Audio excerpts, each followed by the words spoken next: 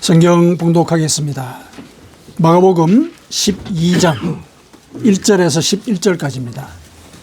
마가복음 12장 1절에서 11절까지 같이 봉독하겠습니다. 예수께서 비유로 그들에게 말씀하시되 한 사람이 포도원을 만들어 산 울타리로 두르고 집자는 틀을 만들고 망대를 지어서 농부들에게 새로 주고 타국에 갔더니 때가 이름에 농부들에게 포도원 소출 얼마를 받으려고 한 종을 보내니 그들이 종을 잡아 심히 때리고 그저 보내었거늘 다시 다른 종을 보내니 그의 머리에 상처를 내고 능욕하였거늘 또 다른 종을 보내니 그들이 그를 죽이고 또 그 외 많은 종들도 때로는 때리고 때로는 죽인지라. 이제 한 사람이 남았으니 곧 그가 사랑하는 아들이라.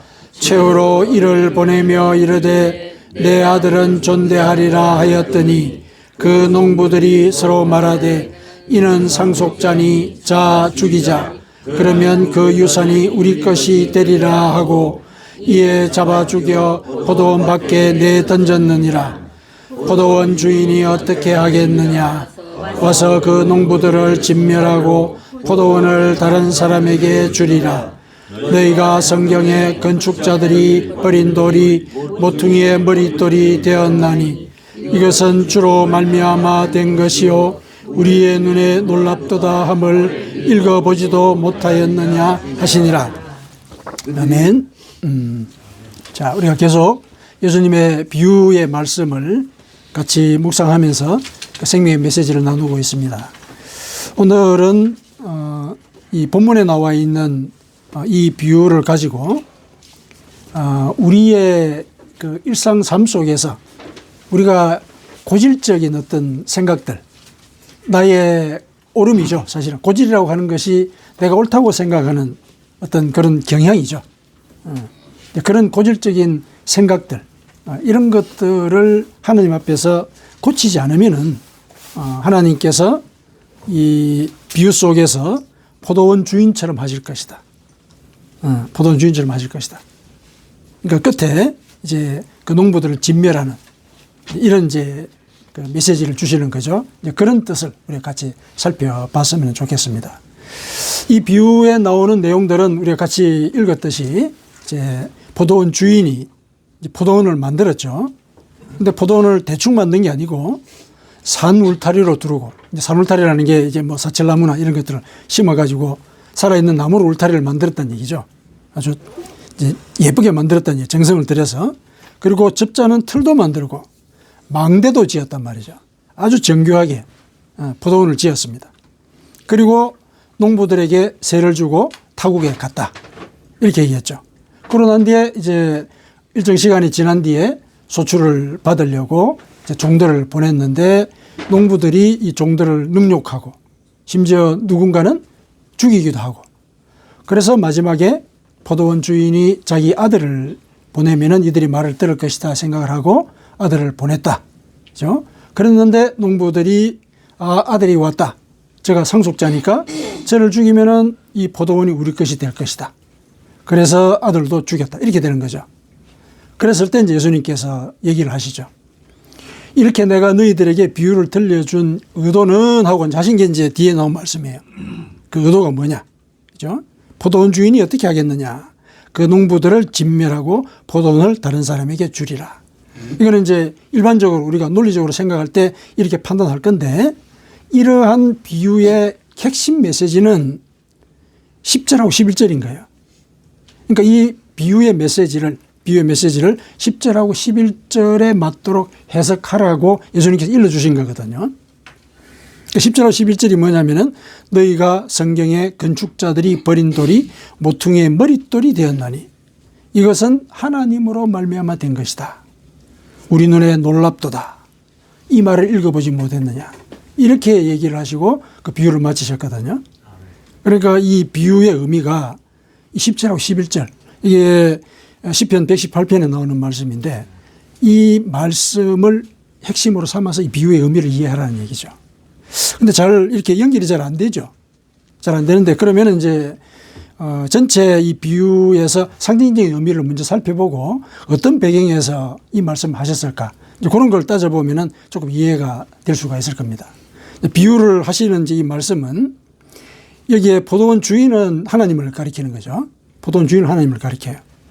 그리고 포도원은 아주 정성스럽게 만든 이 포도원은 예를 들면은 율법이라든지 신앙의 체계를 가리켜요. 율법, 신앙의 체계. 아주 정교하게 만든 거죠. 그러니까 이대로 지키면은, 그러니까 포도원을 잘 가꾸면은 거기서 이 생명을 살리는 소출을 얻을 수 있다는 거예요. 그러니까 장치를 다 하신 거 아니에요. 틀도 만들고 망대도 지어주고 그리고 산 울타리를 쳐서 나쁜 짐승들이 못 들어오게도 만들고 그랬단 말이죠. 이 하나님이 인간들에게 주신 율법이 그러하다는 거죠. 구원의 진리가 그러한 거예요. 이것만 잘 지키면은 여기에서 생명의 소득을 얻을 수가 있다. 만들어 주신 거죠. 그리고 이거를 이제 농부들에게 맡겼죠. 이 농부들은 여기서는 앞에 나온 그 말씀과 연결을 시키면은 종교 지도자들이 있죠. 그러니까 바리새인과 서기관들, 대제사장들 그런 사람들이에요. 그 사람들에게 세로 주고 타국에 갔습니다. 그러니까 하나님이 안 보이시잖아요, 그죠? 하나님이 안 보이시는 걸 이제 주인이 먼 곳에 갔다 이렇게 연결을 시키시는 거죠. 그리고 시간이 지난 뒤에 시간이 지났다는 얘기는 율법을 줬으니까 말씀을 줬으니까 그 말씀을 얼마나 잘 지켰는지 점검하시겠다는 거죠. 그래서 종을 보냈어요. 선지자를 보낸 겁니다. 그러니까 너희들이 말씀을 지킨 그 과정이나 그 소득을 나한테 보여라. 이 종을 통해서 나한테 보여라. 그랬는데 이 농부들이 이 선지자를 죽인 거죠. 그렇죠? 그러니까 이 농부들은 요 맥락에서는 종교 권력가들인데 이스라엘의 역사의 맥락에서 보면 이 농부들은 이스라엘 백성들이죠. 왜냐하면 그들에게 말씀을 지키라고 줬는데 그런데 선지자들을 보냈더니 선지자들을 때리고 죽이고 그랬다는 얘기죠. 때리고 죽이고. 여기서 상당히 모욕적으로 들리는 말이 4절에 보면은 그의 머리에 상처를 내고 능욕하였거늘. 이거는 모독하는 거거든요.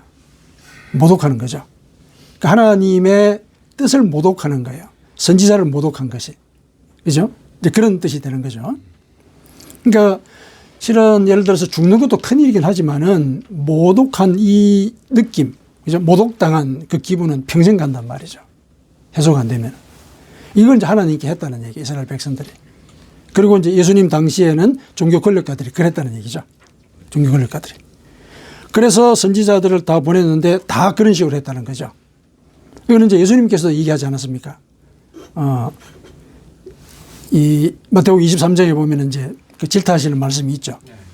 그 속에서 너희들이 하나님이 보낸 선지자들을 다 죽이고 그러지 않았느냐. 바로 지적을 하시거든요. 근데 이런 얘기는 이사야든지 예레미야든지 이런 구약시대에도 같은 지적을 해요. 그러니까 옛날부터 그랬다는 얘기예요. 이스라엘 백성들이. 왜 그랬냐는 이건 이제 우리가 이제 살펴봐야 되는 거예요. 하나님이 포도원까지 지어주고 율법 주고 이거 지키면 너희들이 구원을 얻는다. 그 말씀도 주셨는데 그걸 알면서도 왜 그랬냐. 왜 선지자들 다 죽였느냐. 이게 이제 우리에게 적용해야 되는 부분인데 그건 나중에 조금 살펴보기로 하고요. 계속 이제 그런 의미로 우리가 따져 나가 봤을 때 그 다음에 이제 아들은 예수 그리스도죠. 예수 그리스도입니다. 보냈더니 예수 그리스도 죽인 거죠. 예수 그리스도 죽였습니다. 이게 이 농부들의 심정이고 이스라엘 백성의 심정이고 확대하면 이제 우리의 심정일 수도 있는 거죠. 우리의 처지나 우리의 태도일 수 있는 거죠. 그러니까 이런 부분들을 이제 얘기를 한 겁니다. 그러면 이제 이런 말씀을 예수님께서 하신 그 배경이 뭐냐면은, 이 말씀 전에 예수님께서 성전을 청소하시는 일이 있었죠. 그 성전을 청소하신 일 그 다음에 이 비유를 하신 거예요. 전체 맥락에서. 그러니까 하나님께서 성전 처음에 그 장막으로부터 시작해서 성전을 만들고 했을 때 물론 성전 안에 당신은 거하기를 원치 않으셨지만은 인간이 그렇게 원하니까 허용을 하신 거잖아요. 근데 장막을 지을 때는 굉장히 세심하게 일러주셨거든요. 장막을 어떻게 지어야 된다. 출애굽기에 보면 아주 세세하게 얘기를 했어요. 그러니까 정교하게 주셨단 말이죠. 이렇게 장막을 지어라. 얘기는 뭐냐면 신앙의 체계를 그만큼 정교하고 정밀하게 만들어 주신 거예요. 구원을 위해서는 이대로 하면 된다. 요 기준을 일러주신 거예요.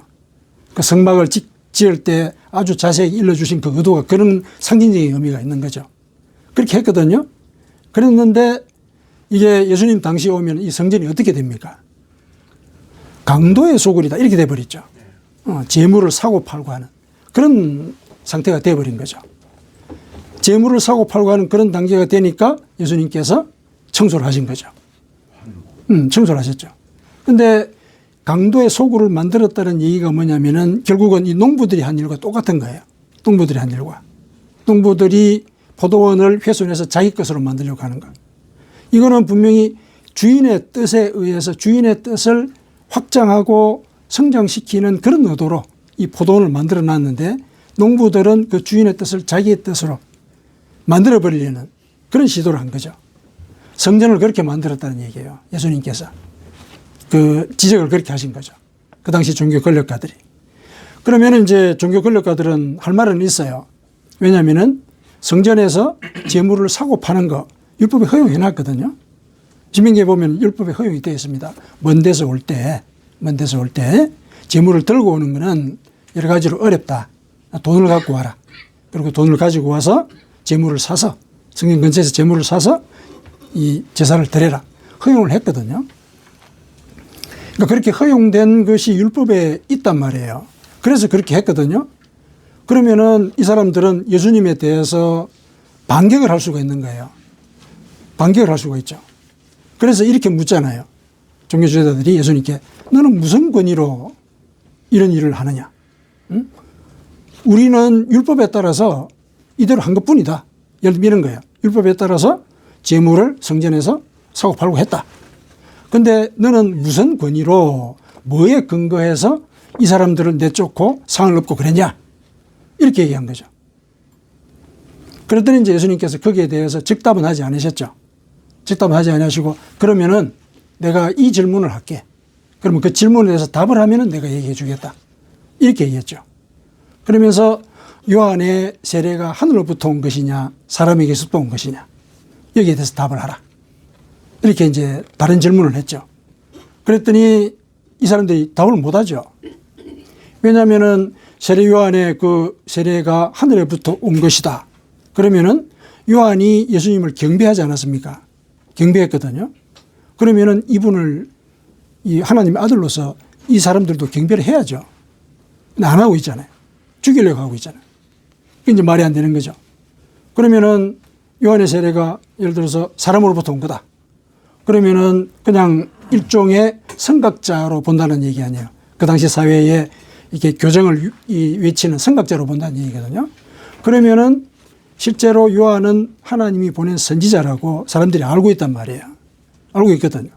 그러면은 선지자를 알아보지 못하는 영적인 맹인으로서 사람들을 지도하고 있는 그런 처지가 되어버리는 거예요. 말을 못하는 거죠. 답을 못하겠다. 그랬더니 이제 예수님께서 그러면은 나도 너희들의 질문에 대해서 답을 못하겠다. 이렇게 얘기를 했죠. 근데 이게 답을 회피하는 게 아니라 질문에 대한 답을 회피하는 게 아니라 내가 요한의 이 인정을 받고 요한의 인정을 받고 하늘로부터 온 그런 권위로 너희들에게 이런 일을 하는 것이다. 간접적으로 얘기한 거예요. 그 말 자체가. 요한을 언급한 것 자체가 그거죠.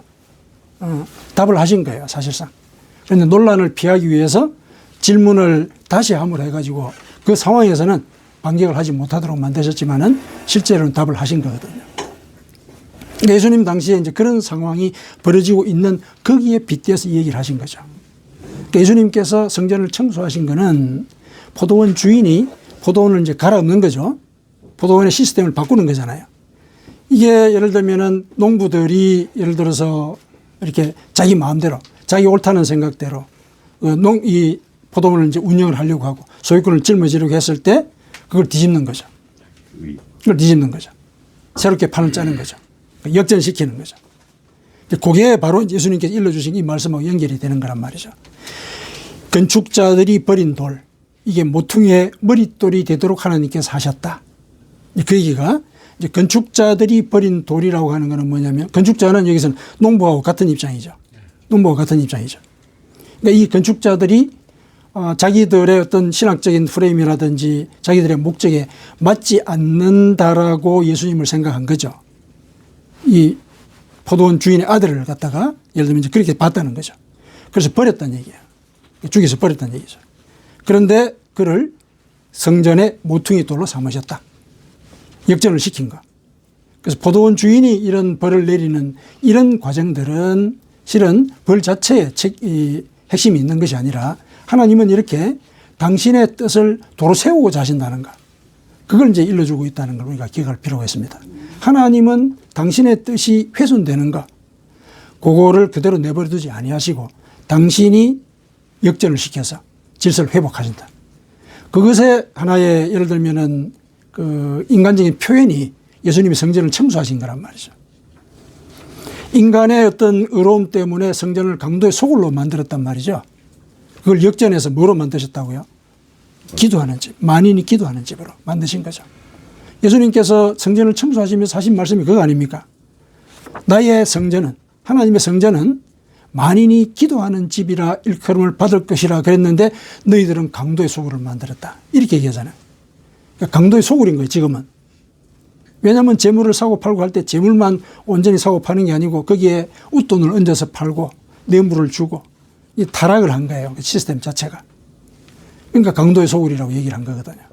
그거를 예를 들어서 예수님께서 지적하시고 하신 바는 예를 들면은 그런 율법의 조항이라고 하는 그 자체 그게 잘못됐다는 게 아니라 그 율법의 조항이 있기는 있는데 그걸 지킨다고 해가지고 당신들 이익을 취하는 통로로 그 율법의 내용을 이용해도 되느냐? 율법이 그것까지 허용한 것이냐? 그건 아니다. 사실 하나님이 그런 율법을 허용하신 거는 재물을 여기 와서 사서 제사를 드리라고 허용하신 거는 그 의도가 뭐냐면은 이 집이 만인이 기도하는 집이거든. 만인이 기도하는 집이니까 기도에 신경을 쓰라고, 기도에 집중하라고, 재물에 마음 뺏기지 말라고.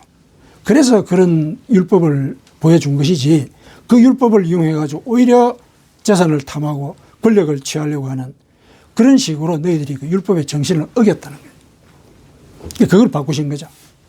그래서 예수님은 이 종교 지도자들에게 그렇게 얘기하신 거예요. 당신들이 생각하고 있는 그 율법에 대한 관념이 당신들이 옳다고 하는 그 판단으로 그대로 해석을 하다 보니까 변질이 됐다. 변질됐다.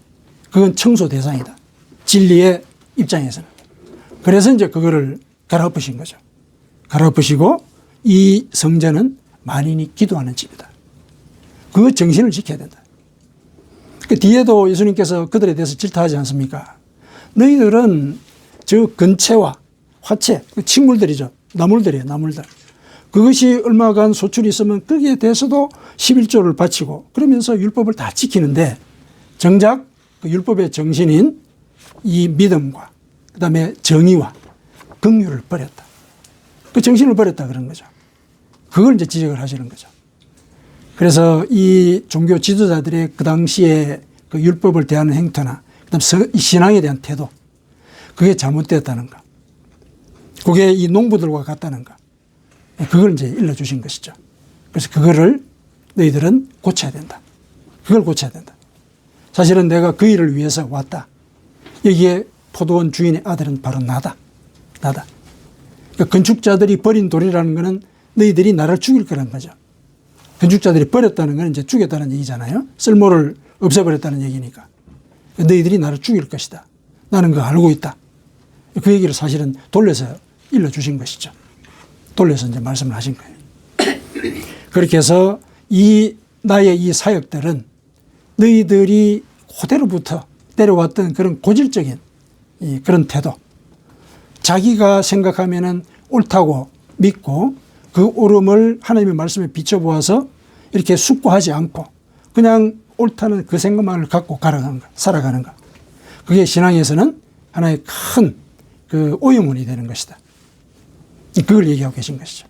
그래서 궁극적으로 이 비유에서 얘기하고 있는 것은 우리에게 들려주시는 말씀으로 우리 해석을 하자면은 나의 옳음, 내가 옳다고 생각하는 판단, 고질적인 습관, 그죠? 고질적인 습관.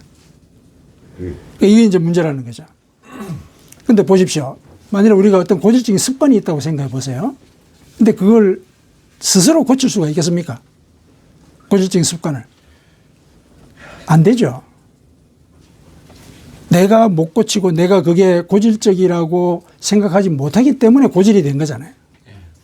그렇잖아요. 그죠? 내가 못 고쳐요. 이거는 하나님이 하셔야 되는 거죠. 건축자의 버린 돌을 성전의 모퉁이 돌이 되도록 하는 것은 주가 하셨다 그러잖아요. 주로 말미암아 된 것이다. 하나님이 하셔야 되거든요. 하나님이 우리 속에 오셔서 이와 같은 이 변혁을 일으키셔야 되는 거죠. 역전을 일으키셔야 되는 거죠.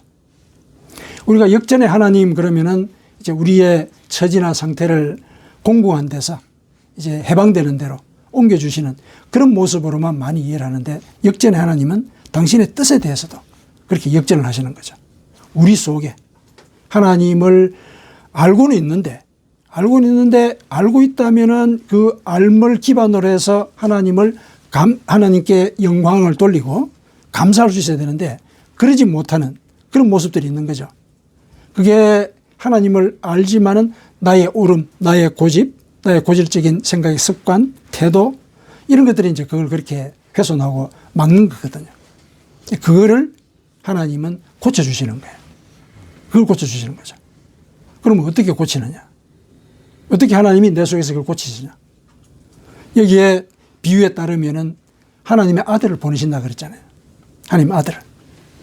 아들이 죽으니까 주인이 일어나서 이들을 심판을 했죠. 이들을 심판한 거예요. 하나님의 아들을 우리 속에 먼저 보내시죠. 오늘날은 성령을 보내시는 거예요. 성령을 보내세요. 그런데 그걸 우리가 만일에 받아들이지 않고 죽인다 그러면은 우리 속에 하나님이 오셔서 활동하시는 거예요. 그 활동이 이제 표면적으로는 고난으로 만들어질 수가 있습니다. 실은 우리가 고통을 겪지 않으면 각성하지 않잖아요. 그러지 않습니까? 힘든 일이 없으면 고민하지 않거든요. 일반적으로 이 삶의 방식이 그러하거든요. 그러니까 이 고난을 주시는 하나님, 그러면은 참 야속할 수도 있지만은 하나님이 왜 고난을 주시는가? 왜 고난을 주시는가? 나로 하여금 내 자신의 삶과 그리고 내 마음속 밑바닥에 뭐가 있는지를 돌아보게 하시는 계기로서 고난을 허용을 하시는 거거든요. 그때 우리가 깨달아야 되는 거죠. 그때 하나님께서 나에게 뭔가 하실 말씀이 있다. 말씀할 수 있다. 그렇게 이제 내가 생각을 하고 나를 돌아봐야 되는 거죠. 물론 모든 고난이 다 나의 뭔가 잘못에 의해서 그렇게 일이 벌어졌다라고 얘기할 수는 없어요. 그렇게 일반화할 수는 없거든요. 없지만은 그러나 평상시와 다른 일이 벌어졌을 때는 어쨌든 그 일을 대하는 건 나란 말이죠. 나라면은 내가 그 사건과 관련해서 내 자신의 삶과 또 내가 혹은 또 다른 사람과의 관계에 있어서 어떤 태도를 취하고 있는 것인지 이런 것들을 한번 점검해 봐야 되는 거죠. 점검해 봐야 됩니다. 그래서 그와 동시에 하나님께 기도하는 거죠. 당신이 주신 이 고난의 상황이 저에게는 어떤 의미입니까? 뭘 원하십니까? 뭘 깨닫게 하기를 원하십니까? 기도해야 되는 거죠. 기도해야 됩니다. 그 기도의 과정이 실은 내 마음속 밑바닥에 나도 통제하지 못하는 참된 자아를 일깨우는 과정이에요. 왜냐하면 성령은 내 기도 응답하시거든요. 내 기도 응답하시는 거예요. 내 기도는 그래서 내 밑바닥에 뭐가 있는지 저로 하여금 보게 해 주시고 당신의 말씀을 쫓아서 살아갈 수 있는 지혜와 힘을 주십시오. 이런 간구를 해야 되는 거예요. 그랬을 때 성령이 그에 맞춰서 활동을 하시거든요. 활동을 하세요. 하나님이 그렇게 하시는 거예요. 내 밑바닥에 내가 버린 돌에 이 건축자가 나예요. 나란 말이죠. 내가 버린 돌. 하나님의 뜻이라고 분명히 일러줬는데 내가 그거는 내 뜻에 맞춰가지고 쓸모없다고 생각하고 버린 거예요.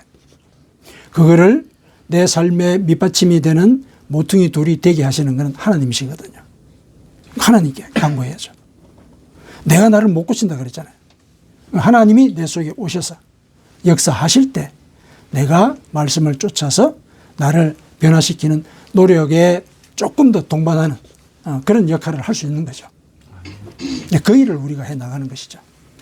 그래서 우리가 이제 하나님은 물론 우리가 고난 속에 그대로 있게 되는가 그걸 원하는 분은 아니세요. 그래서 그런 상황에서도 역전을 해 주시지만은 내 속에 내 영혼의 훼손되고 오염된 그 모습, 그거를 고쳐주시는 그런 일에 대해서도 열심을 발휘하시는 분이시다. 사례가 있지 않습니까? 성경에. 사울, 바울, 그죠? 사울과 바울. 그 이제 두 사람이 아니라 같은 이름이죠. 사울이 자기 오름을 가지고 실은 많은 사람을 박해하지 않았습니까? 자기가 믿고 있는 그 율법의 기준에 따라서 예수를 믿는 사람들을 박해를 했죠. 근데 그가 다메섹 도상에서 무슨 일을 당했습니까? 하나님이 직접 나타나신 거죠. 하나님이 직접 나타나신 거예요. 그러니까 이 사울이 그렇게 박해를 하고 다니는 그 행위가 잘못되긴 했는데 사울은 하나님을 아는 거예요. 알고서 이제 그런 일을 했는데 자기 나름으로 해석을 그렇게 한 거예요. 그래서 자기가 믿는 바가 옳다고 생각하고 이거를 믿지 않는 사람들은 이제 박해를 해가지고 자기가 옳다는 걸 증명하려고 한 거죠. 그게 이제 잘못된 거잖아요. 그러니까 이제 하나님은 이 바울이 당신을 알고 있는 사실을 알기 때문에 직접 나타나신 거죠. 예수님의 이 모습을 보여가지고 회개하도록 완전히 돌려놓으셨죠. 스스로 그런 거 아니에요. 그렇죠. 역전하신 거예요. 그래서 이 바울이 이 초대교회 성전에 사실은 모퉁이 돌이 되지 않았습니까? 그렇죠? 성전은 초대교회를 구성하는 데서 아주 진지한 역할을 했죠. 사울도 있고. 그 다음에 한나도 있죠. 사무엘의 어머니. 이제 사무엘의 어머니를 생각하면은 이 공경에서 구해내신 하나님. 그래서 역전의 의미를 이제 그렇게 해석을 할 수가 있는데 또 다른 의미로도 이해할 수가 있어요. 한나는 자식을 이제 낳지를 못하지 않았습니까? 그래서 그 브린나가 이렇게 자꾸 자기를 이제 핍박을 하니까 이제 괴로웠는데 근데 그 괴로움의 그 밑바닥에 이 한나에게는 시기심이 있었던 거죠.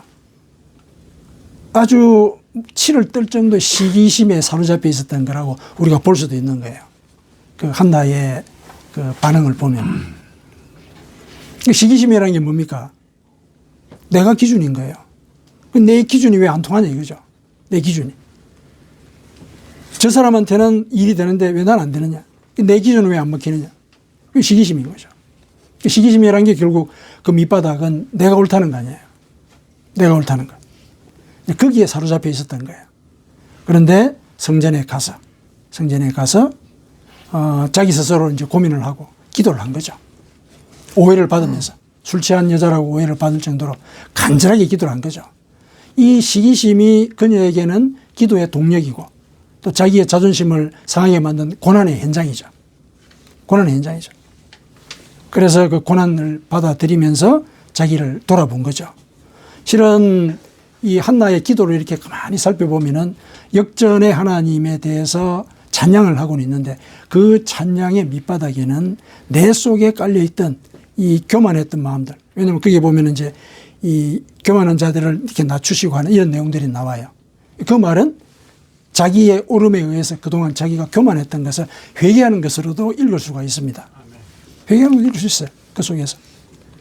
그렇게 이제 한나도 하나님께서 바꾸셨거든요. 물론 실물적으로 자식을 낳게 되는 이제 그런 복을 받기는 했죠. 그러나 그 이후에 한나는 또 더 많은 자식들을 낳게 되고 그래서 하나님이 역전하신 하나님. 그 역전 가운데서는 상황만 바꾸시는 것이 아니라 자신의 심정까지도 정결하게 바꾸어 주시고 그분의 뜻대로 만들어 가시는 그런 분이라고 인정을 하고 감사와 찬양을 올리거든요. 한나도 이제 그렇게 했죠. 그러니까 그와 같은 일들이 우리 삶 속에서 있어야 되는 거예요. 하나님은 그저 나를 고통 속에서 구해주고 나에게 복을 주시는 하나님. 이런 차원에서 역전의 하나님을 우리가 바란다면은 그 자체도 내가 삶의 조건에만 부속된 그런 삶을 사는 거죠. 그게 우리 신앙의 고질일 수도 있거든요. 그게 우리 신앙의 고질일 수도 있어요. 그러나 물론 이제 하나님께서 우리의 약함을 아시기 때문에 복을 빌면은 우리에게 적당한 복을 주십니다. 그게 잘못됐다는 얘기는 아니에요. 그러나 그게 내 생각과 내 삶을 지배해서는 안 되는 거죠. 내 삶을 지배해서는 안 되는 거죠. 그거는 이제 하나님께서 원하지 않는 거예요. 이 종교 권력가들에게 대해 지적하시는 부분도 그거예요, 사실은. 하나님은 그렇게 본다는 거죠. 너희들의 필요를 채워주시는 존재. 그렇게만 생각하는 거죠. 근데 이제 이렇게 생각할 수 있죠. 하나님은 전능하신 분이니까 우리의 약함을 다 아시잖아요. 그러면은 적당하게 복을 주시고 또 잘못할 것 같으면 또 다른 이제 가르침을 주시고 꼭 심판을 하지 않고 그래서 복을 계속 내리실 수 있지 않느냐. 그게 전능함의 표시이지 않느냐. 그렇지 않겠습니까? 전능하다면 그래야죠. 그렇죠? 논리적으로는 그래요. 근데 만일에 그랬을 때 우리 한번 생각해 보자는 거죠. 모든 게 다 좋아요. 원하는 게 다 돼요. 어떻게 될 것 같습니까? 내가 어떻게 변하는 건지 그거는 이제 차치하고 하나님을 우리가 어떻게 생각할까? 그것부터 한번 생각해 봅시다. 모든 걸 다 주세요, 저한테. 하나님은 어떻게 생각할 것 같습니까? 하나님은 자동적으로 나에게 복을 베푸시는, 그렇죠? 자동적인 복지 매장이 되는 거예요, 사실은. 그렇게 되는 거죠. 원하는 거 다 주시니까. 하나님이 그런 분이 되어버린다는 얘기죠. 하나님과 인격적으로 관계를 맺는 그런 관계로 우리가 하나님과의 사이를 만들어 나가는 게 아니라 이거 주세요. 그렇죠? 이 문제 해결해 주세요. 그럼 하나님은 그 문제를 해결하고 이거를 주는 하나의 객관화된 사물이 되어버리는 거죠. 하나님은 우리와 인격적으로 만나기를 원하시고 관계를 맺기를 원하시죠. 그래서 기도하기를 원하는 거예요. 기도가 그분과의 대화니까. 그래서 관계를 맺기를 원하는데 우리가 자꾸 물고만 원하고 이렇게 되면은 하나님과 관계가 끊어지는 거예요. 결국은. 하나님과 관계가 끊어지면은 그거는 멸망이죠. 아무리 주변에서 내가 모든 걸 다 누리며 산다고 해도 하나님이 안 계시는 거죠. 그래서 바울 사도가 로마서 1장 20절하고 23절에 20절에서 23절 사이에 보면은 그랬죠. 너희들은 하나님을 아는 것 같아. 아는 것 같은데 너희들의 생각이 미련해지고 스스로 지혜롭다 하는 마음 자체가 무뎌졌다.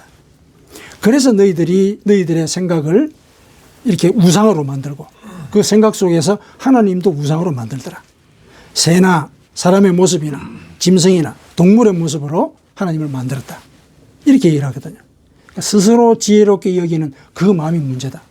바울이 그렇게 얘기를 했어요. 우리가 이제 그럴 수 있는 거죠. 내가 옳다는 그런 생각. 거기에 매여가지고 하나님도 내 뜻에 맞춰서 조용을 하는 거예요. 그거를 이제 지적을 하시는 거죠. 그래서 하나님은 그런 상태를 바꾸기를 원하세요. 내 속에서. 내가 내 뜻에 맞춰가지고 버린 그 진리의 돌을 하나님은 다시 내 마음 속에 갖다 놓기를 원하시는 거죠. 그게 이제 우리를 위한 하나님의 뜻이고 하나님의 열심입니다. 그래서 그 뜻을 우리가 깊게 새기고 우리가 평소에도 하나님께 기도하면서 하나님이 오늘 나에게 원하시는 것이 뭡니까? 묻는 거죠. 관계를 맺어가야 돼요. 하나님이 늘 그러지 않습니까? 이스라엘 백성들 얘기하실 때 나는 아브라함의 하나님이요, 이삭의 하나님이요, 야곱의 하나님이다. 이 말 자주 하시죠. 뭡니까? 나는 너희 조상들과 그렇게 관계를 맺고 지내왔던 존재다. 1대1로 관계를 맺었다는 얘기잖아요. 단순히 나는 너희 선조들의 조사 하나님이다 이렇게 얘기 안 하셨죠.